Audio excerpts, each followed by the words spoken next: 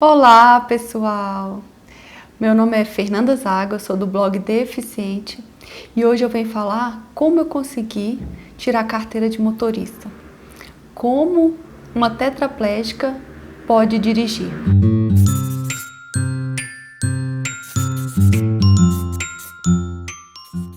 Hoje eu vou falar como eu consegui tirar a carteira de motorista. Mas antes eu peço que vocês se inscrevam no canal, ativem o sininho de notificações, curtam o vídeo também se vocês gostarem e compartilhem com todo mundo, com as pessoas que acham que não conseguem tirar a carteira, mesmo tendo ou não uma deficiência. Assista esse vídeo até o final que eu vou contar para vocês todo o processo, tudo que eu passei, como é que eu cheguei a hoje a amar estar dirigindo.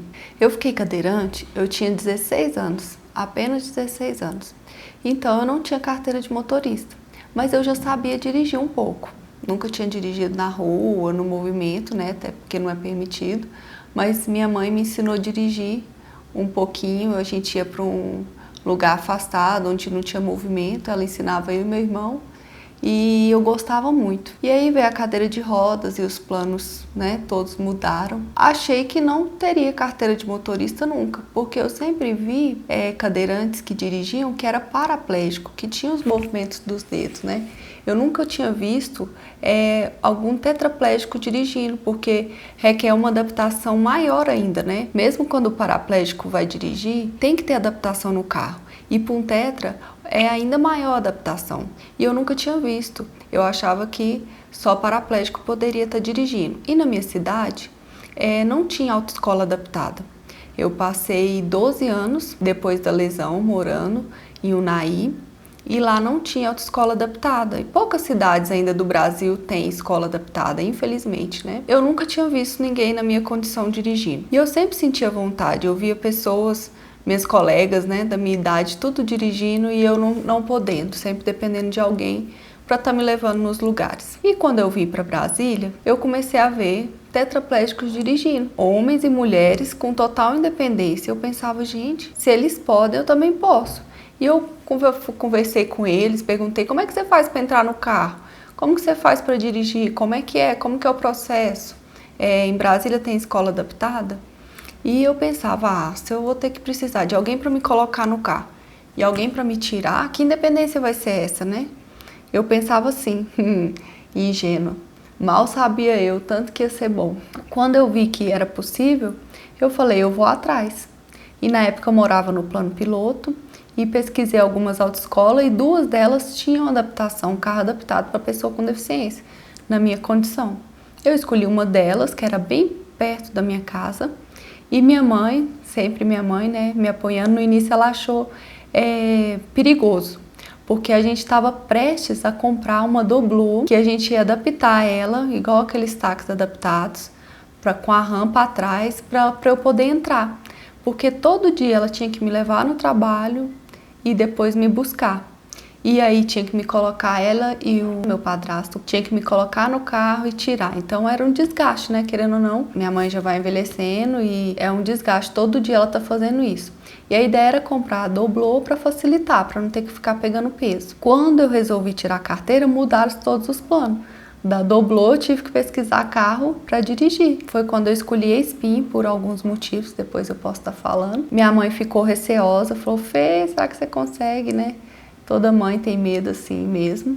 E eu falei, mãe, eu vou tentar, eu sei que na prova escrita eu passo, mas na de rua vai ser uma novidade, vamos tentar. E foi, eu fiz todas as aulas, né? Durante 30 dias, a aulinha, minha mãe me levava, buscava todo dia à noite. E antes disso, teve o exame psicotécnico, que avalia se a gente pode ter a carteira de motorista, né? Não é, vou querer e pronto.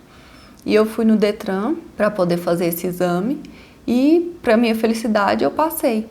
E aí depois veio as aulinhas teóricas e depois das aulas teóricas começou a autoescola. E, gente, a primeira vez, nossa, eu fiquei muito ansiosa. Eu falei, como é que vai ser entrar no carro? A gente foi pro centro de Brasília, é um lugar que eles já usam lá, ali perto do estádio Mané Garrincha. Ficam vários outros carros de autoescola lá, fazendo aula, né? Foi muito emocionante a primeira vez que eu sentei e comecei a dirigir. Lógico, senti um pouco de dificuldade, achei o volante um pouco pesado. Fui devagarzinho, era só fazendo uns círculos. E cada aula era uma superação, eu ia entusiasmada, na época acho que eram 15 aulas obrigatórias, ou 20, já eram 20 já. E foi muito bom.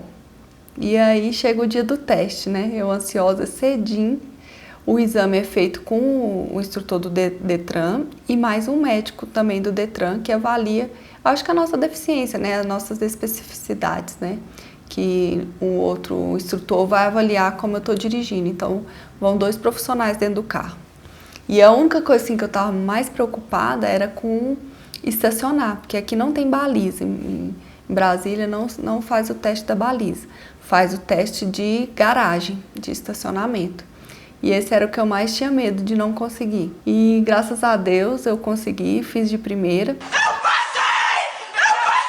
passei! E deu tudo certo, eu passei e peguei a carteira um mês depois. O carro também chegou, todo adaptado. E, gente, a primeira vez que eu fui dirigir, que eu fui para ir pro trabalho, nossa, eu fiquei tão nervosa, tão nervosa. O coração saía na boca e eu fiquei assim durante muito tempo. Muito tempo, quando eu ia dirigir, o coração vinha na boca. Por quê? Porque mesmo tendo passado por todas as etapas, tendo concluído, sido aprovada, né, mostrado que eu sou capaz de dirigir, a minha lesão é muito alta e tem algumas particularidades que pode atrapalhar na direção. O meu equilíbrio, eu posso cair para o lado, eu tinha que arrumar um jeito de, na hora de fazer uma curva, não cair, né, com o corpo, não tombar. E o que mais me preocupava, e sempre me preocupa até hoje, é a espasticidade, que são movimentos involuntários, que muitos cadeirantes têm, né? Depende de cada um. E eu tomo remédio para diminuir esses movimentos, mas mesmo assim os meus são muito, muito fortes. Então, e o meu acelerador e freio fica funcionando normalmente. Eu acelero pela mão, mas lá os pedais lá embaixo fica acionados. Quem quiser dirigir outra pessoa que não tem deficiência pode dirigir meu carro. Então, se eu desse movimento involuntário nos pés, se eu der, né, pode acionar tanto o freio quanto o acelerador. Então, isso me deixava muito receosa, com medo, né, de dirigir e acontecer algo imprevisto. E então eu fiquei mais ou menos um ano e meio dirigindo muito ansiosa. Eu morava antes perto do meu trabalho, era 10 minutinhos, eu ia mais ou menos tranquila. Agora, mas minha mãe ia comigo, eu fiquei esse tempo todo, um ano e pouco, dirigindo sempre com alguém do meu lado. Eu não tinha coragem de dirigir sozinha e de sair no carro sozinha, né? Eu sempre queria ter alguém. Depois eu mudei para uma cidade satélite aqui de Brasília, Samambaia, bem mais longe do meu trabalho, e o trânsito muito mais pesado, e eu comecei a ficar com medo de dirigir. E eu fui parando, eu deixava, não mãe, pode ir hoje. Eu pegava o carro às vezes uma vez por mês para ir, só para não falar, nossa, eu vou esquecer, né? Com medo de esquecer como é que se dirige. Mas eu ia muito apreensiva, muito. E pensa, minha mãe tinha que me levar 28 quilômetros, voltava. Depois, quando dava 5 horas depois, ela ia me buscar mais 28 quilômetros, voltava.